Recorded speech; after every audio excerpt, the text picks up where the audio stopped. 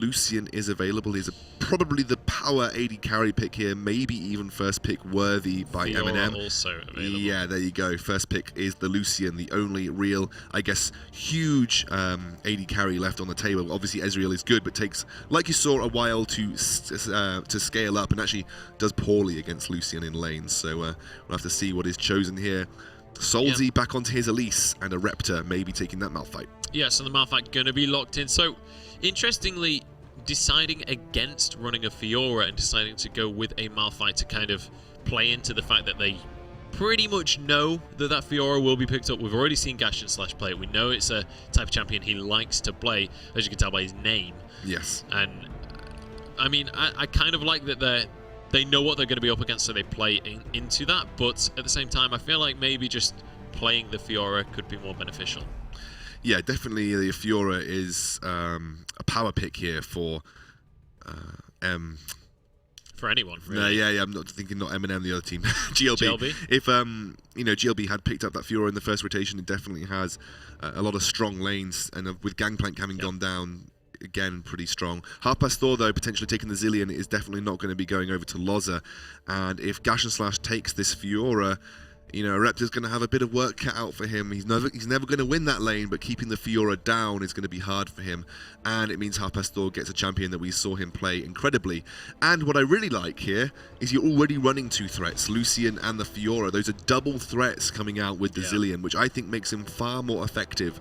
But there's going to be the Lulu and the Braum here, so I'm expecting there's going to have to be a really, really solid AD carry for the side of GLB. Otherwise, I think they're going to struggle in terms of damage. Honestly, I mean, it's got to be like a Caitlyn or a Jinx or some kind of late game hyper carry coming out here, because if they do go for that, it's kind of, again, one of those where it's like, how do you survive and I don't even think Caitlyn is good enough in this situation. I think it has to be Jinx or even a Vayne, and I think Vayne's far too risky, so we'll see what potentially comes through for GLB. I just don't think they have the damage there to deal. They've got a really good front line.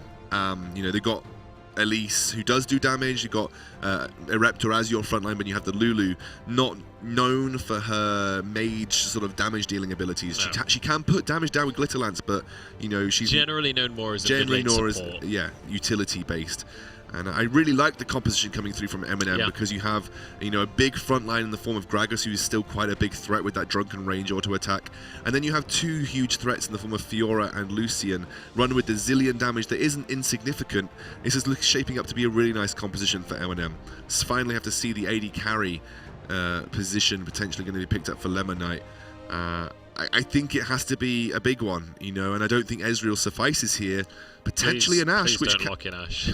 Very low mobility, not sure I like it into the composition they're facing. Tristana is good enough, though. Tristana is good. I mean, Lemonite has basically just played Tristana, so it makes a lot of sense.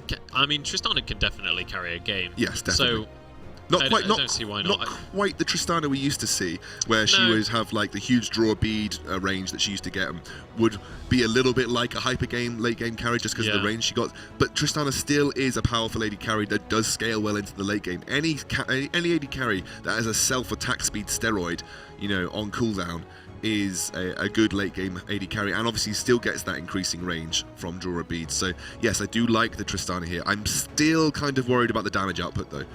I mean, you really have to rely on keeping Tristana completely safe here. I mean, the peel for Tristana has to be excellent versus the composition that you're facing. And again, you're going to get split pushed by Fiora. That's just what happens with Fiora. But it makes, with the inclusion of Zilean, it makes her team fight a lot stronger, because, you know, if she can get focused down and then come back to life with a considerable amount of health, that's a good thing for the Fiora. So there is that potential to team fight for MnM here. But they will likely mostly work in a split push way, where obviously Fiora sits at the sidelines. And then obviously they have the sort of four-man split push, because you're never going to have a 1-3-1 here. It'll be a four-man split push of the rest of the team. Yeah, it certainly will. And I'm interested to see how GLB play this one, because, I mean, it is a similar situation to what we've seen in the past, where it's kind of like this mid-game, early-game, very power-heavy composition that wants to snowball, versus kind of a much more late-game focused team composition. Now, in the mid lane, you've got two champions that are kind of going to fulfill a very similar role in terms of just trying to buff up their AD carry, trying to buff up their top laner. With the inclusion of the Malphite, though, there's definitely a lot of potential for big team fights coming out from GLB if they survive the early game. Okay, so I mean, yeah. It's this is not what I'm concerned about, really. The issue with these low damage compositions is you generally have to get ahead to make them really effective, especially against the team you're facing up against, because you need your Tristana and your Lulu to be big in order to sort of maintain the damage over time threshold, which is the sense that you know the later the game goes, your damage is going to get outscaled by your opposition. So you need to be ahead, so you're always keeping yourself ahead of the game. Yep. Tristana and Loza needs to be ahead. Those little lances need to be like two-shotting people for them to maintain sort of the damage advantage. But obviously they have a good pick composition here with the Braum, the Elise, the Malphite, so you can pick people off and then get the man advantage, which still works. And they've got a good hard engage and good wave clear in the form of Lulu too, so they can potentially look to deal with a split push here. The only issue is, and again, it really depends on these laning phases, but you leave it too long and you're just going to get out damaged by MnM. And they have the protection for one of the members in the team. So I'll be that Lucian or Fiora. You have that chrono shift that's always going to keep them available, because you look at the side of GLB, and they are going to barrel in with that Malphite ultimate, usually going to be targeting a single person and trying to take them down, while obviously Chrono Shift's there. You've used a lot of your CC onto a singular target, maybe. Yeah. And this is always the issue when you've got a Zilean and you don't have an AoE composition. This is why I feel like the Orianna could start making a resurgence, for instance. If you need... I would love that. That's one of my favourites. The Malphite Ori combo is awesome. It is amazing. If going to need more and more people to sort of be less target focused and more AoE focused. That's the kind of thing that forces Zilean to make a choice. Whereas sometimes if you've got this single target focus, like you'll see from the side of GLB, Zilean doesn't have to make the choice. His choice is made for him just based by the enemy team. If you run something that's a little more AoE focused, then Zilean's going to make a choice based on who he thinks is the most important person that has to survive. Yeah. When you have this, for instance, it's very difficult to make that happen. But we'll see. And again, I talk about how competitions work, but as we have seen from previous games during this qualification tournament, if you get ahead in lane, it doesn't actually bloody matter what your composition does, because you will just steamroll eventually. So yeah, it's going to be down to the individual play of the players, and as well how they can work as a team, how they can get each other snowballing. And again, I feel like it's going to be quite a lot down to where the junglers go, what they opt to go for this game. First time today, we've seen a Gragas jungle coming out here. Saw some yesterday. Yeah, we saw some yesterday, but today we've kind of just seen pretty much Nidalee versus Elise over pretty and over much, again. Yeah, and we saw a Rek'Sai at one point as well, and Kindred a little bit. So yeah, we've seen quite sort of that limited champ pool that we had previously. Horo, though, he's the guy that we've seen play Gragas the most. Had varying performances on that champion.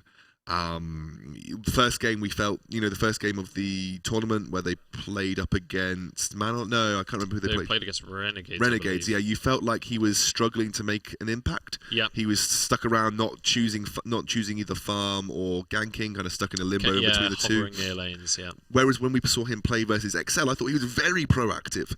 I thought he was really, definitely making those kind of decisions that needed to be made, going gank heavy, which is what we were expecting of him. Actively making a difference. Exactly, he was actively making a difference in the game, which was really good. And then hopefully he brings that kind of level of play here, because Solzy, we know, is an awesome jungler. Yeah, Solzy is a fantastic jungler. And so you are lackluster against Solzy, then you will struggle to have an impact in the game. Yeah, absolutely. And I mean, GLB earlier today didn't have their jungler for the first game. They had Fox subbing in instead. And I mean, before we head actually onto the map, make sure you guys let us know who you think is going to be able to take this one with the hashtag ESLPrem. Let us know what you think is going to happen and who is going to be our final promoted team heading into the ESL UK Premiership. We've already got 7 out of 8 selected. This last game is going to decide our final one. Just waiting for the players to load into this matchup, but very excited for this one. Very excited to see kind of how well GLB are going to be able to kind of stall this, essentially, because I definitely feel it's down to them on how well they can control MnM's early game snowball. Yeah, definitely. MnM have got really high damage sort of bot lane and top lane, which is great for Zilean, because obviously that he's until the late game, he's not going to start doing huge amounts of damage.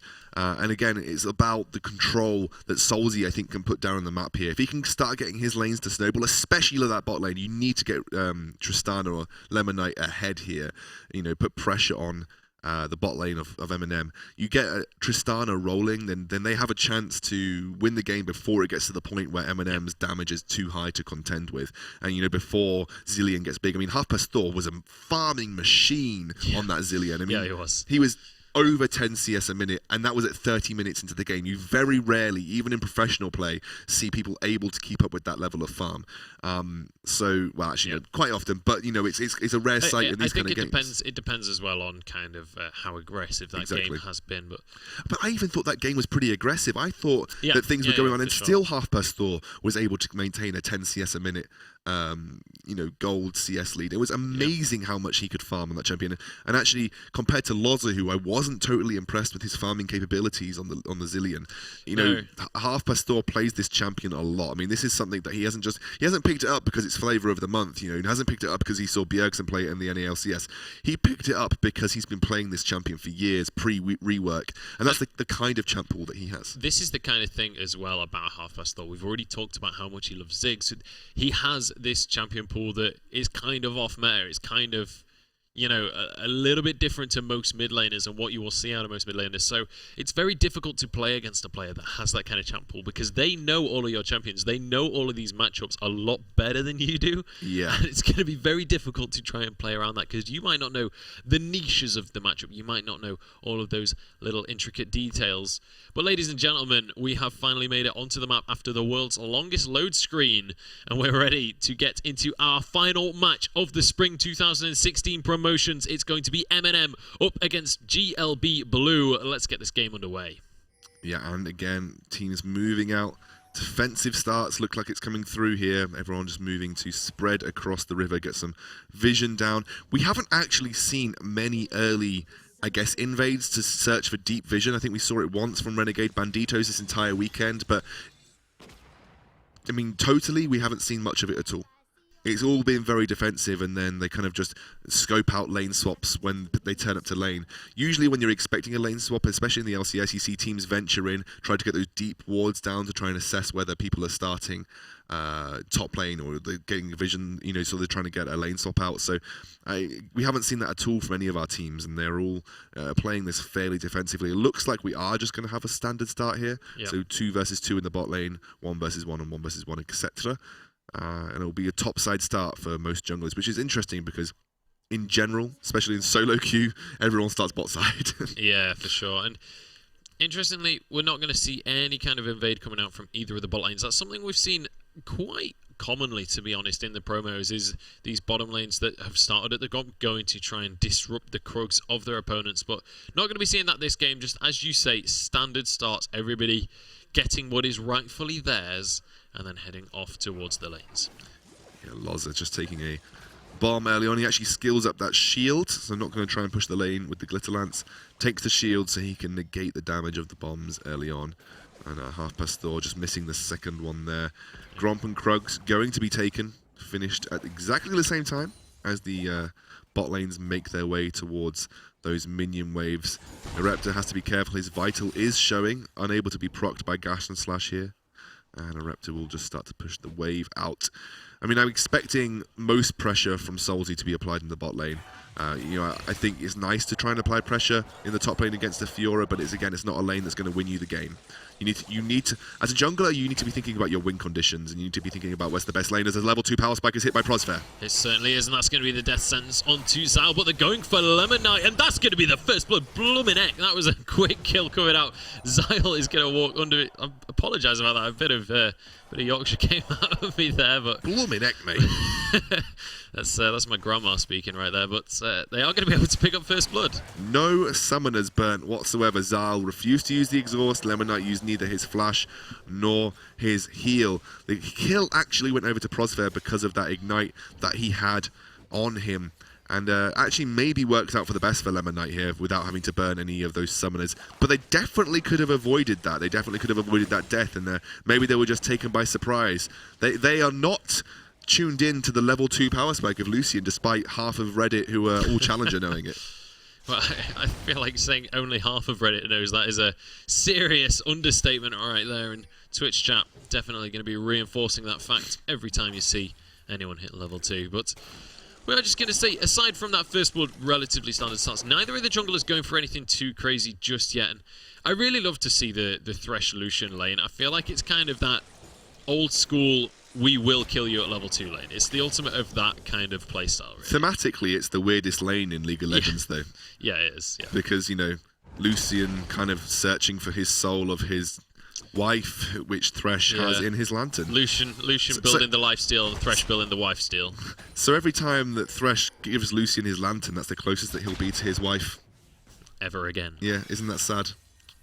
Especially on Valentine's Day. Oh my god, yeah. Happy Valentine's, by the way, everyone. I realise we haven't really talked about it, but we don't really have time right now because half past Thor. Ooh, good flash out of him to pull himself to safety. Solzy jumps underneath the tower there just to make sure he takes a chunk of that damage. And I do just quickly want to highlight, before, actually, we've got a bit of a gank going on in this mid lane. Solzy has found himself in a tricky spot. The flash is available for him. One more auto, might just finish it though. Solzy jumping away from that one will find himself in safety. Nice little play by Horo. Do you want to just highlight, he has got rid of that horrendous scuba skin and is now going with Gragas. I wonder who got him that skin, actually. Don't know, mate. Was it the magical ESL theory we have? It must have been. And, you know, it must have been the Prem Grams. Horo actually did that blind, so he only had an idea that Elise was there, so he body slammed blind behind that curtain of the mid lane and then it went through as Horo is going to spy out a Reptor here. Yep. Does land the body slam. Good slows landing onto a Reptor who is completely out of mana, but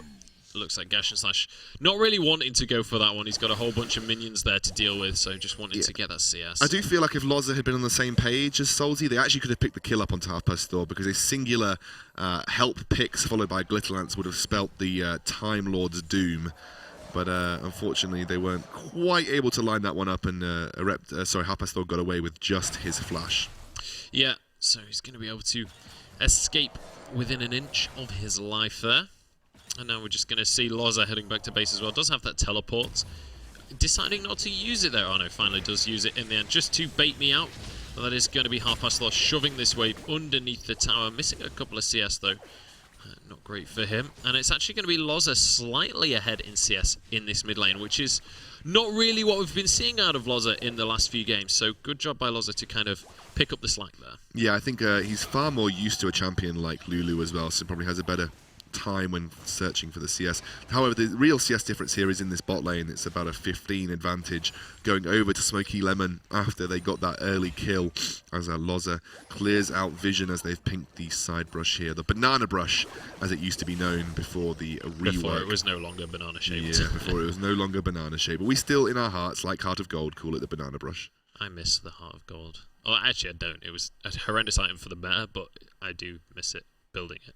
I mean, who doesn't just randomly like free gold and health? It's a fantastic item. Well, you say that. Plenty of supports don't build sight stones, so I would argue that a lot of people don't like free gold and health. As looks like a nice dodge with a...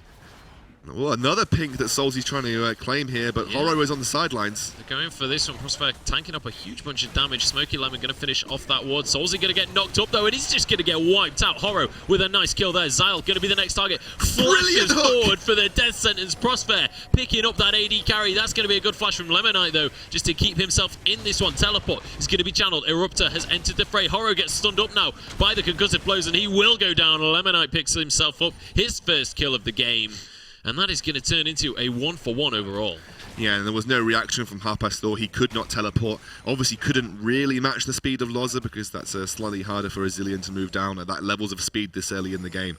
And it's I believe 1-for-1 at the end of the day between the two. Jungler for jungler as well. Yeah, jungler for jungler. The kills going over to both Horo and Lemonite. Lemonite will be happy with that. He starts to catch up a little bit in gold to Smoky Lemon. I am kind of interested as to the persistence of Solzy. Just without any vision past that tri-brush, was definitely not aware of that bait coming out by Horo and Prosfair. But it was a good bait, and honestly Prosfair showing his proficiency on Thresh with an absolutely brilliant hook onto Lemonite as well, so the target that they kind of wanted forces the flash again from him, so that goes down very quickly. Interesting as well that we saw no teleport come out of Gash and Slash. He did decide to just kind of push that lane up a little bit. That has given him an ever so slight CS lead, but not really anything to write home about. And I feel like a Fiora in that fight really could have made a whole lot of difference. Yeah, in a sense, but Fiora isn't a super impactful teleporter. She doesn't provide huge amounts of CC. Obviously, the best type of teleport is really the ones that can teleport in and have an immediate impact on the fight, like like a Malphite, for instance, and like a Lissandra. And actually, I think that, when you play a Fiora, you just need to start farming, keeping yourself in a position where you can work towards your later game build. Because as we've seen, Fioras that generally tend to join fights aren't the most impactful in the world. They can get locked up. And I think just continuing the split push, especially since, Erepta at that point hadn't had much impact with that teleport. No. I definitely think it was better for Fiora just to stay up there and farm, because really what impact was she going to have in the early portion there, because she wasn't really anywhere good for her to teleport to either. No, that is true. So Gash and Slash just going to be staying up in that top lane and trying to build up those items. Already has that Tiamat, so heading towards the Hydra. We'll see which Hydra he opts to go for, whether it's that Titanic or whether it's I think it's the Titanic, just based on what they're building. Because I believe Ruby Crystal and Longsword builds up into Sterak's Gauge. You can trade them for free though, can't you? Yeah, of course you can. Yeah. But the way he's building looks like he's building towards the Titanic right now. Yeah. So he's going to be looking to just... oh, wow, he uses the riposte just to prop the Vital there. That was a nice little trade there from Gash, and Slash is going to win out in damage for sure. Well, that's kind of expected from that Fiora. Doing a decent job here, but CS relatively even. And actually, this is probably the most even game CS-wise that we've seen pretty much all the tournament. Not really any major leads in any of the lanes here. We do see, like, around 8 CS in that middle lane and about 5 in the bottom lane, but nothing too crazy either way. So good job by both teams really to stay just about even. And there's only a 200 gold difference at this early stage, but here we go. There's a gank heading down towards this bottom lane. They're pinging out this ward. I think they know that there's something in the tri-brush, but they're going to go for this one anyway. Prosper is going to be the target as he gets locked up. That's going to be the explosive bomb, and look at that. The Buster shot just finished him. They don't even need a gank. They just need to go for the all-in. Yeah, exactly. That was a beautiful all-in from Lemonite and Zal. The chain CC onto Prosper there. Didn't have the flash either, so he was completely unable to react to that as Horo pushes that mid lane up. Solzy and Loz are going to respond. Actually, Half Past Thor, interesting TP. It was a little bit... I mean, it was hard to react to that, to be honest, and I think maybe cancelling the TP would have been more useful. But he's going to stick around here, potentially look to go in on Zyle, who's moved a little bit forward. They're not going to go for the dive, not while Half Past Thor is there. The extra teleport's coming through. Yeah, Half Past Thor going for this one. He is going to get the stun onto Zyle, and here comes Gash and Slash with the teleport. Counter teleport is going to be channeled, though, here by Loza, who's going to be able to turn this fight around. One more auto will stun Gash and Slash. Nice riposte, though. Will deny that for a second. Does get hit by the Glitter Lance, but it's not really enough to turn this fight around, and pretty much just turns into a disengage. I say that Loza gets caught though, and Wild Growth immediately has to be used, and look at the damage coming out from them. Gash and Slash jumps forward. There's a Dark Passage available, but he's just CC'd up, and that is going to be the Corona Shift used by Half Past Thor, and the Lantern is still there, but there goes the Unstoppable Force. What a chaotic fight coming out. Gash and Slash still alive as Solzy gets the Grand Challenge. He's going to go down, and that's the heal, and now we see Zyle trying to escape as well as Eruptor. Horo just looking for the body slam if he can find it. Prosper with a beautiful play, and now Eruptor just escaping under tower. Prosper looking for the final death sentence, but it's going to be more than enough with a 3-for-0 for MnM. That is exactly what I mean about the Zilean and its use in this composition. Gash and Slash jumps in and can be that aggressive because he has got the safety net of that Chrono Shift, and you saw exactly what I meant. That was a beautiful riposte, by the way. I want to pick it out if we had a replay I would show you, but essentially what happens is when Solzy dived in to execute the Fiora, because she was on such low health after the Malphite ultimate, she riposted the Venomous Bite. So the execute was riposted, and that meant that they had to expend... well, they had nothing left to expend, essentially. There was no execute potential left on Fiora, and it just allowed MnM to turn with a man advantage as well, and reap their revenge on GLB there. And this is exactly how Zilean is far more useful in a double threat composition, Just relying on your AD carry when it isn't a hyper carry as well is just far too eggs in one basket. When you have a Fiora and a Lucian, you have a lot more options up your sleeve, as Titanic Hydra nearly finished. Yep, Gash and Slash starting the fight with a Eruptor, but he's been found out as Solzy enters the fray. But here comes Prosper. They're looking to turn this into a full-on skirmish. Loza might have just been found out. Horo is going to try and connect onto this on Death Sentence. Just going to go wide, though, and that should be the end of the fight. Gotta say, Prosper is a fantastic Thresh. Yeah, really is. really, really, really good on that champion, and it's something that he's shown across all of the games he's played in. His hooks are fantastic. Yep. He always, and his flash plays as well. I mean, I'm super impressed with the way that Prosfair plays this champion. And they're even going to get the top lane turret for that roam as well, as Lemon Knight and Xyle push down at this bot lane. This is why I'm kind of worried for the GLB composition, because I feel like it does lack threats. You know, you are relying on Tristana to carry you through. They are going to get a good amount of damage onto this bot lane turret. The only person coming to defend it also is that Fiora, as Lemon Knight applies a lot of damage here. They could probably get away with taking it. Yeah, they can definitely take it. Yeah, there we go. Last auto attack does take that one out. As is customary, the last auto attack usually going to be the one to finish it off. As is customary, as opposed to the slightly less customary 7th auto attack. Yeah, so we are going to see them taking away that red buff as well, and then heading back into their own jungle. Horo maybe looking to try and deny their exit. Spiderling's going to deny that, but Lemon Knight gets caught by the explosive cask. He's going to be slowed down, and he's going to be locked up with nice flash though, as Xyle blocks so much damage, flashes and jumps to his team with his stand behind me. Really nice disengage from GLB. Yeah, Xyle actually unfortunately slightly misplaced that Glacial Fissure on the Braum, which probably could have saved a lot of summoners in a bit of time, but beautiful sort of coordination between the teams. As Erepta now moving. Here's the siege potential of Zilean, zoning people away from the turret to defend, but Erepta getting right into that front line here. He is indeed. Gash and Slash just going to take that dark passage to safety. Time bombs being thrown out left, right, and centre by Half Past Thor, but can't quite find that damage that he's looking for. Does have that Rod of Ages now, so he's going to start to stack up just a little bit here. And he's just kind of waiting right now for those power spikes later on in the game. I feel like Zilean's damage maybe needs tuning down ever so slightly early in the game, because it doesn't feel like he's that far behind in damage a lot of the time. Yeah, but he does have that, only has those singular abilities to provide the damage. That is true, yeah. There's nothing else in his kit that really gives any kind of threat. So once you dodge, or if you can dodge those 2 time bombs, there's not much else left. Looks like Dragon, now that everyone has respawned, is on the cards here for GLB. The mid lane turret was preferred by MnM. Does give them a small gold lead as Horo looks for the steal, gets away with good effort, gets away with the lantern. We've seen him do it before. He has made some steals on that Gragas.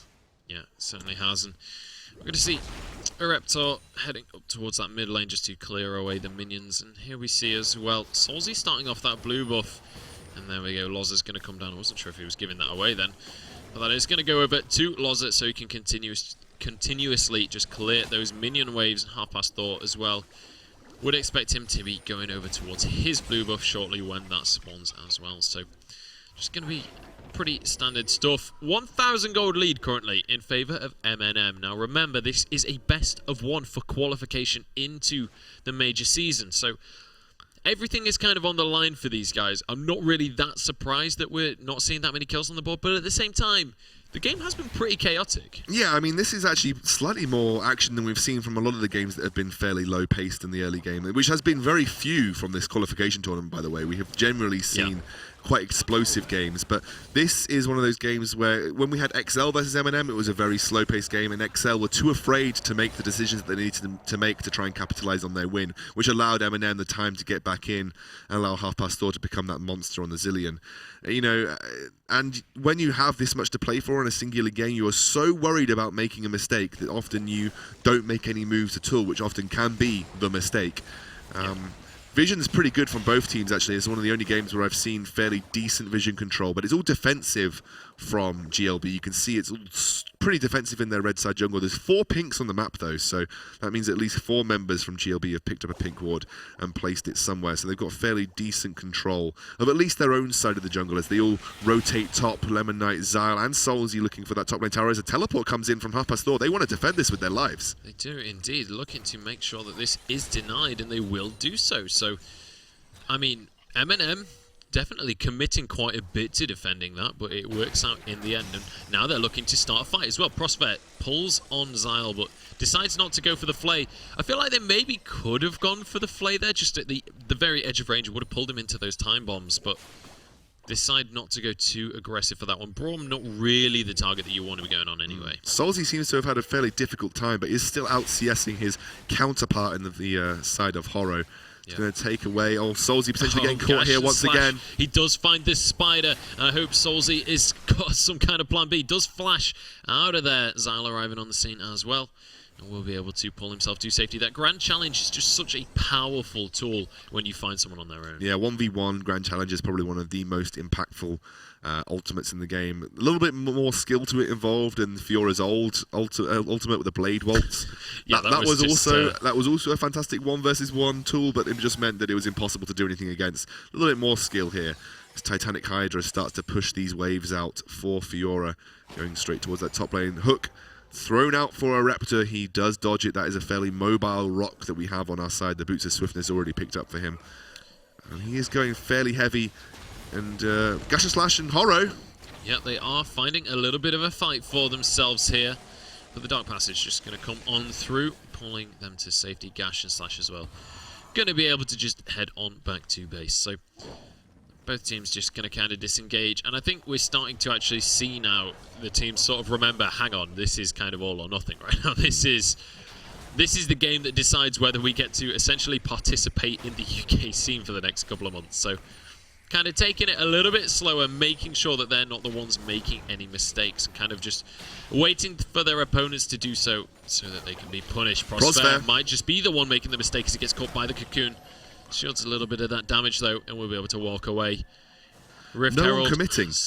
Rift Herald's committed. Yeah, Rift Herald is committed, but no one is committing to these picks, and I think it just shows how sure teams want to be that they've made a pick before they go for it. You saw, Null last game thought they'd made a pick onto Ahri in the mid lane, but didn't have an idea where the rest of the team were. And MnM here, again, also reluctant to go in on these picks that they potentially make in the jungle. Yeah, so I mean, just kind of tentative, I think, making sure that if they don't have the vision. I mean, we saw last game, we saw a huge mistake from the Null based on trying to make a play when they didn't have the vision to do so. And I guess these guys have sort of learned from one of their opponent's mistakes here and making sure that they aren't going to make that same mistake, making sure that they aren't going to be losing out just because they didn't have those wards out. So I can respect the safer play, but it is going to mean that we are still just at a 1,000 gold difference right now, and we're almost 21 minutes into the game. This is probably the closest game we've had in the entire promotion. Yeah, I would probably agree here. Solzy just going to clear the ward out that he saw placed earlier. And MnM are definitely the bolder of the two teams here with the vision they've pushed up into the enemy jungle. They are definitely putting pressure onto the side of GLB, but GLB biding their time. But how much time do they really have? They've got to... Not a lot when you're against Zillion. Yeah, Zillion controls time, you see. I get the joke. Just confirming that you get it, too. Just get the joke, yep. In case people don't believe you. But I like the build from Lozzy. He's gone for the cooldown reduction. Now he looks like he's going for that flat AP in the form of Rabadons. This is probably the most ideal Lulu build because she just thrives off flat AP so much compared to a lot of other champions. In fact, not even thrives. I'd say she needs the flat AP to make sure that she has the damage that she needs to at least be a modicum of a threat when it comes to team fights. And Loza keeping up in CS as well this time round as Xyle. This is definitely a catch. Oh, Xyle is in trouble. He goes down immediately. And in fact, Gash and Slash was going to teleport to help out there. Decides to just cancel it because he's not even needed. He's just going to push away on this tower.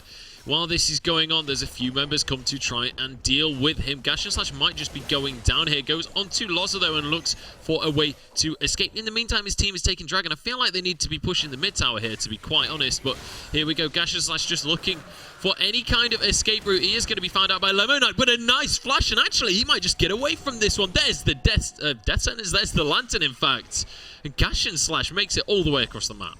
Maybe actually it would have been more ideal for Lemon Knight to use Buster Shot immediately and force Fiora away from a flash potential. Yeah. But unfortunately that wasn't the case. He'd already used Rocket Jump to get in position, so couldn't reposition to get the final auto attack off. And maybe this will result in a nice mid lane turret, but they're being so scared here, even though actually there isn't the addition of Gash and Slash to this lineup. And this is MnM just starting to turn the cranks here, showing exactly what they have in the bank with their composition. Yeah, absolutely. I feel like if MnM had gone for that kind of mid lane push instead of the Dragon just there, considering the fact that you're against this late game composition anyway, you don't really want to get to a point where 5 Dragons are going to come into play. if they just pushed mid right there, Gash and Slash could have actually just rotated around and joined them and kind of just forced that tower. And if he'd rotated around the 3 that had gone up to defend, even if you do see the counter rotation from GLB, even if they get there in time, you're still in a 4 versus 5 because you've already taken down Xyle. Yeah, definitely. And the longer this goes, the more of a threat Gash and Slash is going to be as well. Like we said, this sort of double threat composition. Prosper doing a great job of controlling Vision in and around that Baron area, making sure he's consistently looking for those blue wards that are trying to spy it out. You know, we've always got to run that threat. There is a ward placed there again, and Prosper will move back to take that out consistently, keeping that clear of vision for GLB. Want to make sure that GLB have no idea that the Baron is being done or not. Yeah, absolutely. And Horo going to be able to take away this Rift Scuttler as well in favour of MnM. So they definitely control this Baron area for now. Xyle just going to be checking that one with a ward and a Winter's Bite. Here we go, Eruptor and Gash and Slash already starting to put up their dukes. Or put up their dukes even, sorry. Put up their dukes. Duking left and right. But yeah, I feel like MnM definitely positioning to try and start to get some pressure on this Baron. Eruptor tanking up a couple of time bombs, does get that CC chained on, and that's going to be half of his HP. Gash and Slash kind of takes a similar amount of damage back though, so kind of an even trade there for the two teams. Yeah, and this is Eruptor definitely could have potentially even gone in certain situations there, but he chose to back out, and this is just, you know, how safe the teams want to play this game. But this is the problem. I think this plays into MnM's hands, because if you play safe, you're buying time for a late game composition. And a late game like MnM is pretty scary to deal with. You know, no matter if you've got Solzy on the Elise, who's going fairly, not even fairly tanky, is going very tanky. You know, you've got a Reptor who's going tanky as well. And yes, Lulu will have a lot of flat AP, but she's not obviously like known for her, you know, mage-like abilities. You're relying on Lemonite to carry you through in terms of late game damage control. So MnM just have more threats, and it's one of those age-old things as a Reptor, doubled. But yeah, he does manage to... Actually, he's not even cleared out that pink ward that he was looking for, and now he's been stunned again. There's the death sentence. Flay going to be available, and he does actually use his ultimate to escape. Explosive cast doesn't hit because a nice flash comes out, and a Reptor with barely any HP somehow escapes. Gash and Slash face checking into 4 of them. That wasn't the wisest decision. Lemonite narrowly dodging that death sentence there. And it's going to be, once again, GLB narrowly escaping again. All of this stuff is being thrown onto a Reptor, and still, GLB just refused to use his ultimate and look for an engage that suits them. They're just letting MnM waste sort of skills and CC and ability, and they're not getting anything for it, as Loza is the target. Yeah, it does get caught by the death sentence. Good flash out, though, is going to keep him alive. So, Wild Growth still going to be available. Glacial Fissure has been used, though. Eruptor, sorry, heading on through that mid lane. He's not going to have his ultimate for quite a while, though. So MnM, I feel like they can position fairly aggressively here if they want to, but are going to send Gash and Slash down to that bottom lane to go and continue split pushing. Trying to clear this pink ward, but Half Pastor is having none of it. Just controlling that with his time bombs. Lemonite going to move up towards that top lane with Eruptor. I think, you know, it looks like GLB are searching for the perfect fight where Reptor gets like a multi-man knock-up, or they're just looking to not fight at all and win through sieging with the Tristana. It's a difficult one to call here as they try to push down this turret. Horo looking desperately to defend. They are defending these turrets with their lives as Fiora is split pushing, and now GLB are unfortunately caught in a really difficult position where they again try to go for the Baron. I don't know if this is the right move here for GLB. They have been spied out. There's no teleport available for Gash and Slash, so if the poke can come down and deny this Baron without starting a proper fight, then MnM are in a great spot, and they have done so as soon as I say it. But Gash and Slash heading on down. This is kind of the mistake that the Null made, forcing a fight with that Fiora. That's not really what they want to be achieving. Yeah, I mean, they are ahead, though. I mean, the difference was the Null behind, so they didn't want to fight. I guess, in sense, because of the composition that MnM are providing, it's a little bit easier to fight with a Fiora because she has the safety net. But they could have taken the turret for sure in that bot lane. As soon as they saw GLB starting to back off that Baron, you probably could have had Gash and Slash back in that bot lane, pushing that turret, and they lost an opportunity to take a turret for free here. which is actually good for GLB because I think they achieved what they needed to from that fight, which was simply getting the Fiora off the turret, which is really all that they wanted. And now Gash and Slash heads towards that top lane, which will be slightly harder to rush a Baron when Fiora is so close by. Yeah. But I don't like this sort of mentality of we have a split push and we have hard engage, so why don't we rush a Baron? You know, I think in that position, in the situation they were in, actually it might have been okay to use a Reptor and look for a turret dive, for instance, or just use that ultimate, because I haven't seen an offensive Malphite ultimate used apart from in the bot lane where everything went horrifically wrong. They're going to lose a turret while they went for that dragon, and this is just... Teams have consistently lost a split push, by the way, here.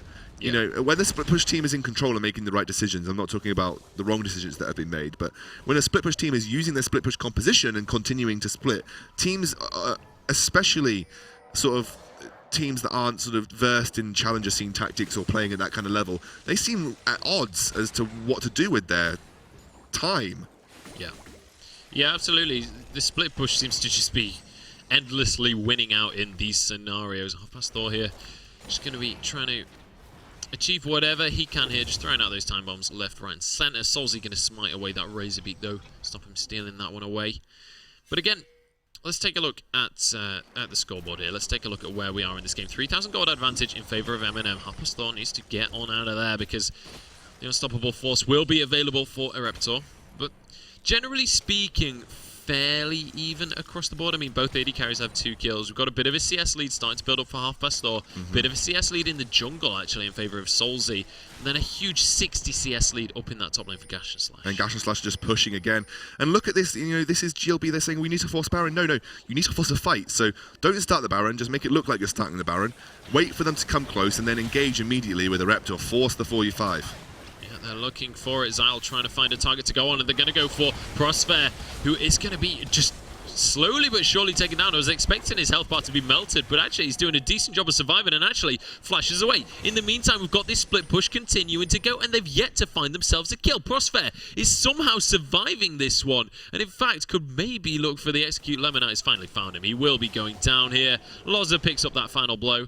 But it's a support for a tower, which is a trade that MnM will gladly make. Exactly, because it's now a 5k advantage they've brought up. It's 5 towers to 2, and they're getting split push here. Gash and Slash locked up, though. Yeah, I feel like he's kind of overcommitted for that second inhibitor tower. Does flash over the wall, and will be able to get away with that one, but that will be his summoner on cooldown. Here we go, though. Xyle is in trouble once more, and they're looking for this mid lane tower. They decide to back away, though. But they've got it incredibly low, and just... if MnM can keep up this slow but sure poking away at these objectives, they are slowly but surely going to continue to ramp up and win. Exactly, and this is the problem when you run a composition with a Malphite and you rely on that kind of hard engage. If you can't find the situations that it works, they're actually going to go straight for Baron here. Yeah, they know that people were recalling. Xyle going to be able to block the culling with his Unbreakable. It's already just under half of the way done. This is risky. Lemon this is so risky. To try and go for this one, but the rest of the team is arriving. Xyle is going to be the first one to go down. Smoky Lemon is going to get absolutely melted, though. Chrono shift. Try and get out of there. MnM Half-past Thor is doing a fantastic job this fight. Lemonite has to flash away as Eruptor is the last man standing over here. He's going to end up going down, as does Lemonite. And that is going to be MnM with a 4-0 team fight. They can go for the Baron, or they can just go for inhibitors. And they're just going to go for the inhibitors, as far as I'm aware. There's only 1 turret in between them and the mid lane, and they're going to rush straight down it. Again, I don't think that was the right decision to go for Baron. And Gash and Slash as well. And this is the problem. I think that GLB gave too much time to MnM here. There were opportunities where Malphite got caught, in inverted commas, where he could have potentially turned it and looked for an engage. They haven't had. They've been too scared. And this is the problem. It always favours the late game compositions in these situations where you're scared to make the engage because you just give too much time. I mean, look at Half-past Thor's items. He's almost 4 item builds as Gash and Slash is forced away from this turret. But, you know, they chased and they gave up the inhibitor, which they were obviously going to have to give up regardless. And they don't even get Gash and Slash at this point. This is a really tough situation for GLB to be in because you almost feel like there's nothing they can do, but they've kind of missed their situations that they had earlier. And it's now gotten to the point where it's just almost nigh impossible for them to win a team fight because they have no damage. And when they do have the damage, the person that they focus down is just going to get chrono shifted. I feel like at this point, it's kind of get Tristana fed and play that kind of late game hyper carry mode or bust. Like, that's about their only option right now. But how do you stay in the game that long, because you've still got an extra 2 items to go before you get to that 6-item build. And let's bear in mind what they're up against. They're against a Zilean anyway, so yeah, you're going to struggle to get those kills. And also, very early on, we've seen penetration items come out from MnM. You've got Last Whisper finished, or Lord Dominic's Regard totally finished as a Raptor gets caught here. He does indeed, and it looks like he's going to be going down here. Easy pickup for MnM. Explosive Cast not quite going to find its mark there. Harpass Thor does tank a little bit of damage, but they're going to be quite happy with that one. And now they can just head over to the bot lane and take this free inhibitor. This is the combo that we've seen from MnM as well. You have the Thresh into the Zilean. It's almost guaranteed CC for the Zilean as well if you can lock a singular person up. And look at all the penetration items we're seeing coming out. Black Cleaver, Last Whisper and Lord Dominic's Regard rather finished for Lucian. And the very early Void Staff, 3rd item here. For Harpass Thor. It means any resistances built are going to be less and less effective, and that makes the tanks less and less effective, which forms about half the lineup for GLB, and they've just lost another inhibitor here, so this is looking grim for them. MnM playing a great game. They are indeed, and with the fact that that inhibitor is in the bottom lane as well, that's going to give them so much pressure to go for the Baron as well. The volatile Spiderling is actually going to deny all of the bases, but that's just going to make them start the fight on you. Xyle is going to be the next target. And, I mean, what was the goal of denying those bases? Unfortunately, GLB have lost their opportunity here. They lost their opportunity a long time ago. You know, they've just allowed Harpass Thor to become a monster. And this is kind of a lesson in terms of Zilean play as well. You don't pick Zilean into a low threat composition because Zilean really isn't a singular threat by himself. You saw it at TSM. When Bjergsen played Zilean, they had Hauntzer on Fiora. So they had that threat. Whereas when we saw GLB play Zilean last time, they didn't have the threat. And Double Lift was on Lucian. Yeah, as well, exactly. yeah. They didn't have the threat. This is almost basically the TSM composition, by the way. This is practically the same TSM composition that we saw. I think it was Alistair instead of Thresh, but serves the same purpose, right? Yeah. As in fact, even better purpose. If you get an AoE knock-up, that's an AoE stun for Zilean. Yeah, absolutely, indeed. And that's going to be the double time bomb, just going to stun Eruptor out. MnM decide to back away from the Baron for now. That is Eruptor's teleport on cooldown now, though, so it's going to have to be Loza that goes to deal with the supers. This is a very intelligent decision because they don't need to force the fight, right? Oh my word, Loza! So close to go down. That bomb wasn't even on him either. It was on that was a singular bomb, by the way, because it only procs the first bomb, and then it was the Luden's Echo damage that came out from that. But the thing is that MnM don't need to force the Baron, right? They can wait for bot lane to push in. Now the teleport's gone down. They will literally be able to take Baron for free. Yeah, they just had to force the teleport. Exactly. And then they could immediately disengage. They know that GLB can't fight them, so they disengage, they force the Baron, wait for bot lane to push in, and next time they seek anyone at bot lane, it should be a free Baron. Absolutely. So here goes Harpass Thor just trying to deny whatever vision he can. Him and Horo are going to find out this pink ward. Loz are going to be here to try and contest that, but not really going to be able to realistically protect that vision. And here we go, MnM looking for their opportunity to get onto this Baron. The AD carry of GLB is over down in that bottom lane trying to deny these super minions. So this could maybe just be the opportunity for MnM, but they're looking to maybe start this fight instead. I don't think they're looking for the Baron right now. Solzy is going to be the target. Repels up, but he's got nowhere to go. Ignite goes down, but none of the CC lands, and Solzy just walks on out. A nice knock-up comes out from Eruptor, but he just doesn't have the damage to finish off Smoky Lemon, and the fight is completely split up over here. We see Gash and Slash go down, but he's going to be traded for Eruptor, top laner for top laner, and there goes the culling. There's no one to block it right now. No, this is a good fight for them. Horo goes in, but he's 1 versus 4 right now, and he might just be dropping. This is a fantastic fight for GLB, as Solzy goes deeper for this one, but he's going to get knocked out by that time bomb. Prospect gets crit out, though. Lemonite is starting to ramp up. He's starting to become that Tristana that he needed to be. Had he stepped a millimeter further forward, he would have been out of the game, though. Yeah, and this is a couple of things went wrong for MnM there. Gash and Slash got completely zoned away from his team because Eruptor went very deep with the Malphite ultimate, and no one was able to deal with him like properly at that point. And you've got to note that also the Chrono Shift used early against the only threat of a Malphite. Yeah. So that was once that was down, that basically meant free game for the GLB guys to follow up on. Smoky Lemon now going to escape through that Baron. Actually procs the Baron with the Light Slinger, takes a bit of damage for his efforts. But that was worst passive ever. That was a pretty good fight for GLB, considering their position. They are actually clawing back the gold lead as well. For given how many structures they've lost, they're only 5k behind. Not bad at all. They definitely have a light. A glimmering hope of light, but I think that was kind of a misplay by MnM as opposed to anything else on the side of this game. But Half Past Thor is doing tons of damage right now. You need to be very careful about that champion. I agree that it was a misplay from MnM, but that doesn't mean that they can't make any more misplays for the rest of the game. Half Past Thor proving me right there as he misses his time bomb.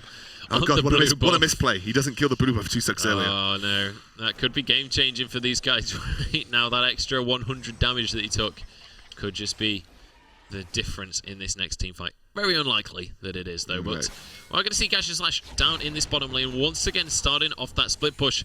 This inhibitor going to be respawning fairly soon, so does need to be aware of that one. But here we go. We're going to see the Baron started off once more. This time already down to half of its HP. Solzy is nearby, though, so we'll be able to keep them off of that one for now. Rift Scuttler is going to go across to Solzy as well, and he blocks that time bomb with the Banshee's Veil. Oh, all of the Spiderlings gone, and Loza actually took the Spiderling bomb there. As Gash and Slash, I think, gone very deep onto a Reptor here. Yeah, he's just going to force this inhibitor that someone has to react to this one or that will go down. There's no fight coming out from either team right now. Eruptor coming over to try and deny that, but it is going to go down. So MnM managed to secure themselves a free inhibitor right there. And now Gash and Slash looking to get onto the rest of the team. Smoky Lemon... Lemonite, sorry, going to be able to jump out of that fight. Does get caught by the death sentence, but he's able to kite away. Eruptor trying to do what he can on these backlines, just trying to zone away, but it's actually going to be Lemonite starting to snowball once again. Gash and Slash goes down, in fact, and it's going to be Lemonite with 2 kills on the board, and MnM again lose a team fight. Yeah, Half Past Thor still available. Gash and Slash and Prosfair gone down. Still that Chrono Shift available, and this is what I mean by forcing Zilean to make a decision. He didn't want to put it on to Prosfair because he didn't think it was worth it, as Solzy takes a lot of damage here. Yeah, a lot of damage coming out from those time bombs. Nice repel. Gonna deny some of that. Eruptor again, gonna tank yet another time bomb, and Half Past Thor is just doing so much. And I mean, look at the carries right risky. now for I think MnM. this is so Neither risky. of them have a death. Yeah, I agree entirely. Look at this damage coming out. Loza is going to go down to Horo. Solzy is just trying to escape, but Baron finishes him himself. The heal comes out from Lemonite at the last second, but that's going to be the carry without a heal for the next team fight. And I mean, he's the guy keeping you in the game right now. You can't really afford to waste his summoner spells. Yeah, Half Past Thor taken very low there. Chrono Shift still on the cooldown, so still available to be used. Lemonite, it is showing those glimmers of potentially being able to carry the game here, Munchables. And if you get these kind of fights where Gash and Slash is isolating himself, especially isolating himself from Half Past Thor, because we talked about how important the Chrono Shift is for the Fiora, because she, in a team fight, she has to get up close and personal. She puts herself in the way of all that kind of CC, and it is very difficult for her to function in a team fight properly. So you isolate yourself from Half Past Thor on this Zilean, and you're going to have a bad time. You are indeed going to have a bad time, and here we go. Dragon up in 30 seconds. We're on 3 dragons to do currently, so not the end of the world whoever gets that one. It's more about the positioning right now in regards to the Baron, and it's going to be started off again. Smoky Lemon doing enough damage to take this one out, and Half Past Thor with a nice position is going to be able to zone, and actually MnM in with a chance of taking this one. That's going to be a teleport coming on through. We'll see who's that's going to be. It's going to be the Baron going down. In fact, Horo manages to take good ultimate though. Perfect ultimate coming out. The knock-up onto 3 people, but can they turn this into a good fight? Solzy gets the grand challenge on. Culling taking down on multiple health bars as Lemonite jumps in to try and finish off Gash and Slash. Well, can they do it? Eruptor's going to go down. Prosper jumps on in as Gash and Slash is going to get kept alive by Half Past Thor, and now Xyle is going to be the next target. That's the time bomb ticking away, and he will be going down. No, the shield comes out at the last second, and Lemonite trying to finish people off, but he just doesn't have the damage, can't quite get the crits, and that is going to be a 1-for-1. Lots of flashes burnt there for MnM, and actually Gash and Slash survives after receiving the Chrono Shift 1-for-1, but the Baron going to MnM. So this is really tight now between these two teams, and it's Lemonite trying his darn hardest to keep his team in the running for the ESL Premiership. And if GLB come back from this will be one of the most fantastic turnarounds in terms of compositions and uses I've seen in a while. Solzy having to peace out, has got that Banshee's Veil, so I think it's a very decent item to pick up against the Zilean, actually. I'd like to see more of the members pick up a Banshee's Veil, because it actually can stop you getting double stunned as long as no one's procced it previously. Absolutely, but here we go with the Baron buff. This is MnM's opportunity to try and close out this game. If they're able to, they're going to find themselves in the main season of the Premiership. But GLB, they've been clinging on by their fingertips for the last few minutes. Can they continue to do so? Erepta, sorry, I keep on saying that, but he's going to be trying to deny this one as we see Horror head up to this top lane to force those minions into the tower. He's all on his own at the minute, though. Loza now almost nowhere near the item thresholds of Harpastor and the Zilean, who is now pulled away by nearly 100 CS and also 409. He's had an absolutely ridiculous game. And this is now sort of choke point for GLB. They need to force a fight and they need to win a fight. Lots of summoners, no summoners available on Lemino, which I think will make probably. Oh, they're going to Harpastor. Harpastor has been caught, but there's the Dark Passage, and that is Erepta's ultimate on cooldown. The top lane inhibitor tower does go down. Gash and Slash is pushing onto the Nexus towers right now. He has to pull everybody from GLB over to deal with him. Grand Challenge comes out, but another inhibitor has gone. Gash and Slash is well out of there, and that's all 3 inhibitors going down. MnM have played this perfectly, and now they're looking for the fight to end the game. Erepta on this front line, he's tanky, but is he tanky enough? He's going to have to try and walk away out of this one. But MnM, they've still got full HP bars. They've still got the Chrono Shift from Zilean, and they're heading towards these Nexus towers. Teleport is going to come in from Gash and Slash. They are looking to force the end of the game. Loza has gone down already. They're looking for Erepta next, who has to flash away. Nice ultimate knocks Solzy into Gash and Slash. They can't quite finish him though. Lemonite jumps to the back line, but he has to go back to base. That's going to be the last Nexus tower. It's going to be the Nexus, and we're going to see Molotovs and Marshmallows move into the Premiership. Oh my word, I mean, it was a perfectly executed composition from MnM. They blipped at the end when it was Lemonite trying his hardest to bring the GLB squad through to the Premiership, and honestly, had that ultimate not been used right there on Harpastor, and had there not been perfect positioning from Pros